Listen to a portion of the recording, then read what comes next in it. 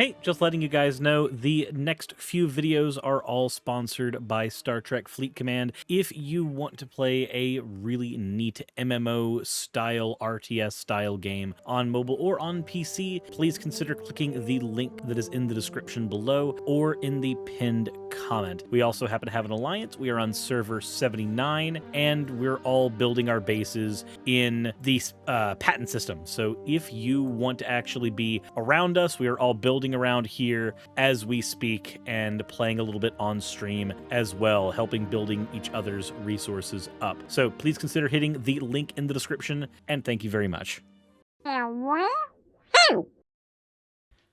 But while we try to convince Kidderdoodle to drink more than Gogurt, or eat more than Gogurt at this point, let's go ahead and take a look at the fan art section before we get into this particular topic. So from Animakin, inked and colored Suris plus Sarah from the Sonic OVA, and it's even in the ice area where Sonic and Metal Sonic had their duke out. We have another officer who has joined. Awesome. The next one we have is from Ephemeral Star, work in progress of a new a Mew Ichigo Suris. Couldn't resist and wanted to contribute my first fan art. Will work later today. That is this one right here. Said a Mew Ichigo Suris. I feel like there's an anime that I have not seen, that I should have seen for context. Borak, thank you very much for the oh well. Also, Chai T-Rex, Mr. For Whiskers, Peak of the Lost, and Arisamello. Thank you all for following after the raid from Hannah Reloaded. I didn't catch it. Oh, Tokyo Mew Mew. Okay, Tokyo Mew Mew. I never got a chance to see it as a kid. The next one we have here is from Skiller the Bean. I decided to draw a steampunk Suris the other night, and I'm really happy with how it turned out. I am as well. That looks really, really fucking cool. It looks, I'm going to be honest, it also looks like you could put this character just in the Kamigawa set, the one that just came out for Magic, and it would work just fine. As always, thank you all for your fan art submissions. If you want your fan art to be shown in a future video, the best way to do so is to drop it into the fan art section of the Discord. If you want your fan art to be shown. Thank you all, and let's go ahead. Hello, Lacey Lioness. How are you? Let's go ahead and take a look. This was interesting, looking at just the title of this. I'm going to read the actual article here. This is kind of nutty.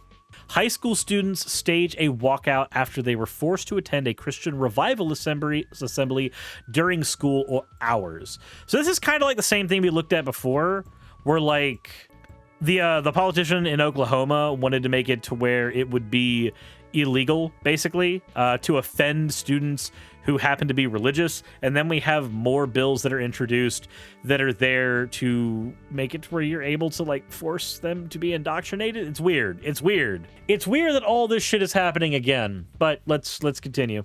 Samuel Philinton shuffled into his high school auditorium last week for what his teacher told him was a mandatory assembly. Little did he know, the guest speaker was an evangelical preacher holding a Christian revival assembly. Despite asking, Philinton, who is Jewish, said that he wasn't allowed to be excused from it. So he literally had a different religion. What the point? This dude is not going to be like helpful for your Christian revival assembly. He's literally just going to go, that's not my faith. Bye, Felicia? Continues on February 2nd, students involved in the Fellowship of Christian Athletes, a nonprofit sports ministry, conducted an assembly during a non-instructional homeroom period at Huntington High School in Huntington, West Virginia. Cabell County School spokesperson Jed Flowers told CNN in a statement. During the meeting, Philinton says Nick Walker, an evangelical preacher, instructed the auditorium to close their eyes, raise their arms in prayers, and give their lives to Jesus for purpose of salvation. Those who didn't follow the Bible, he said, would go to hell. Let's see, what source do they have here for this? There's pushes for classes in the Bible in public schools, and there's also a push back. Okay, so it's just... Okay, that just links to another article. I thought there would be like a source there. Okay. There were moments where most of the people, or most of the kids and administrators, are standing up, putting their hands up and praying, and me and this little group of people did nothing. I felt we were definitely stared at, and it felt like the minority there too. Walker, a traveling evangelist minister based in Cleveland, Tennessee, has been visiting with other schools in the area, according to his social media. Let's go ahead and take a lookie at that. Yep, so he's got over here, Nick Walker Ministries. We just got back from Boyd County High School and Huntington High School. We're right at 50 students gave their lives to Jesus. Was this Huntington High School? So we just got back from Boyd County and Huntington High School. Oh, it's the post that I just saw. Okay. We just got back from Boyd County High School and Huntington High School. We're right at 50 students gave their lives to Jesus at their voluntary club meetings. I expect to see these students and many others tonight for the final service of the week at Christ Temple Church. Don't miss this incredible night of revival. CNN has made several attempts to reach Nick Walker, but has not heard back. In a statement, CNN affiliate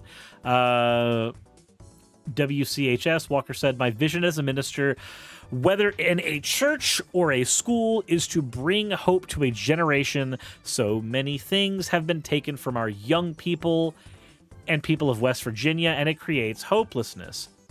Walker also told WCHS in a statement that his events are always voluntary and student-led. That contradicts what was said earlier. Okay. Yeah, voluntary is doing a lot of work in that tweet. Schools say attendance was voluntary. Students say otherwise. On the day of the assembly, Flintons asked the teacher for permission to leave, but he said he was denied the opportunity. Student attendance was voluntary, and there was a sign-up process in place prior to the event so the teachers would know what students had requested to attend. Flinton, however, says his teacher left he and his peers no choice about attending and offered no details on what the assembly was about prior to them walking into the auditorium. Two teachers mistakenly took their entire class to the assembly. Those teachers have been corrected, and the district does not anticipate a similar issue in the future. Flowers would not comment on what, if any, disciplinary action had been taken against those two teachers, how many students attended the assembly. He did not elaborate on what the school was doing to ensure that an incident like it doesn't happen again. The Fellowship of Christian Athletes told CNN in a statement that they welcome all to participate in FCA activities and events. Why would we want to, though?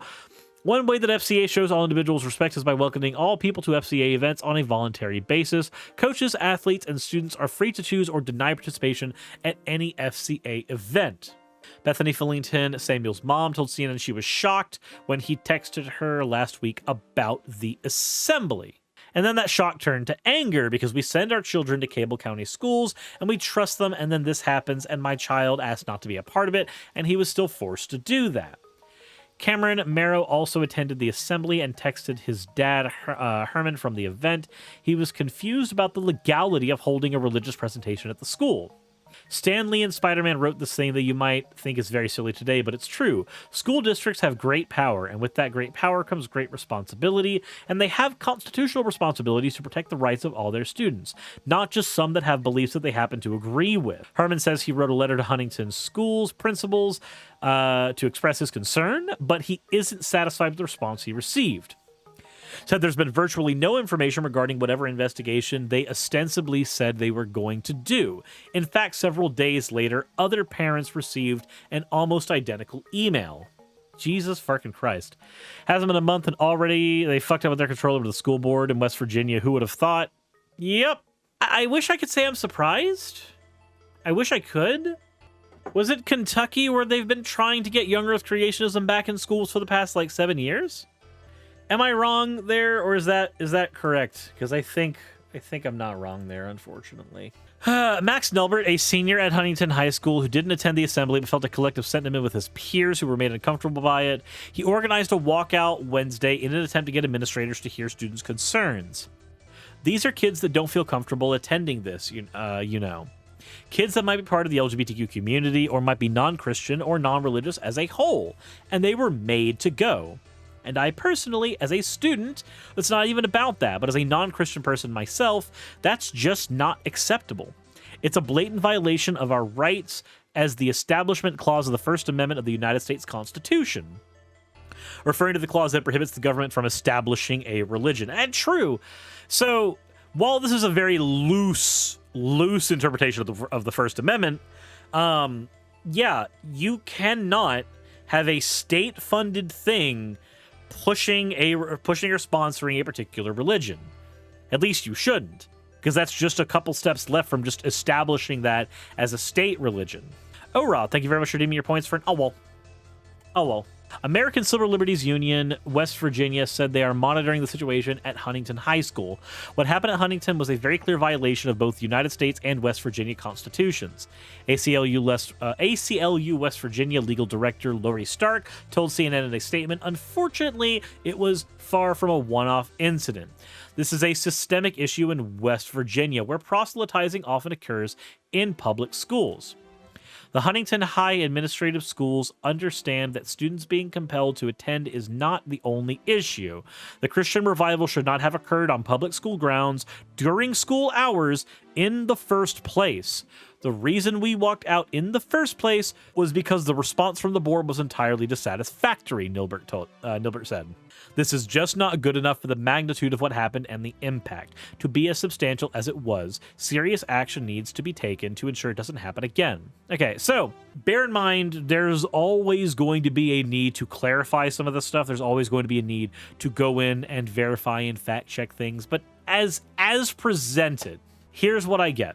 A school in Oklahoma had a Christian revival program in it that the information on whether or not it was mandatory was not entirely communicated to the student or to the students or maybe even the staff. My position is that the revival shouldn't have fucking happened in the first place. If you are a Christian, there's nothing wrong with that. But you've got Wednesday nights and you've got Sundays where you can go do that. And, I mean, you could really do it anytime you want. But in the public school system, where we all pay our taxes to have our children taken into the school system and educated, I do not want proselytizing happening to them. By the time me and Raz decide it's time for us to sit down and adopt a kid, I do not want to have to sit there and wrestle with whatever religion is being taught to them in school. The school should be secular. The school should not have any jurisdiction where religious anything is concerned. If a teacher wants to say what their religion is, fine. If a teacher wants to then tell kids that they're going to go to hell for not believing in their particular brand of religion, then that's not fine. And that's literally what happened at that assembly. It wasn't a teacher, but it didn't have to be, because it was sponsored by the teachers and it was brought onto school grounds and it was endorsed by the teachers. Why it happened in the first place is beyond me, though the best I can assume is that it was just considered to be normal because most people are thoroughly desensitized when it comes to stuff like that. Hearing "bless you" is something that most people are thoroughly desensitized to. Nobody really takes any offense or religious connotation to it, despite it being something that we kind of accept does have that in the back burner. It was not entirely informed, it was not entirely voluntary, but it being voluntary is not the point. It shouldn't happen on school grounds. That's my take. And if you are a Christian watching my content and you believe that, no, the school should have had the right to do this, then I have a question. Would you believe that same thing about a Satanist? Would you want there to be a representative from the church or the Temple of Satan to come up and talk about their religion? If not, then stop being a hypocrite. Would you like a Muslim to do the same thing?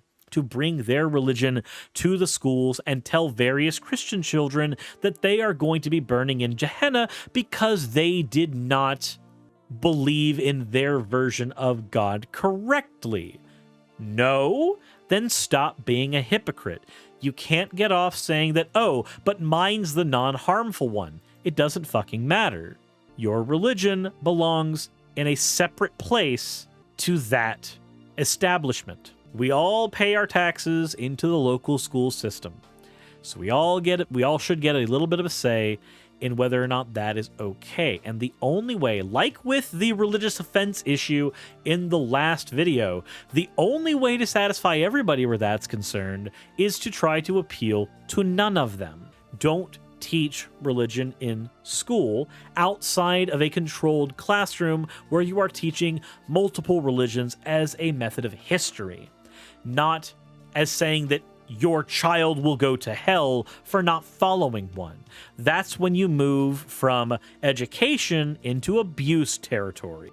And make no mistake, I believe telling any child that they will burn in hell for eternity for doing X, Y, or Z to be a form of abuse. I already said it once and I'll say it again. If you wouldn't have this standard for the Christian faith, but you would have this standard for a Muslim or a Satanist or anything that you deem particularly offensive religiously, or even a Norse pagan, then get out of the conversation. You're obviously too biased to be part of it.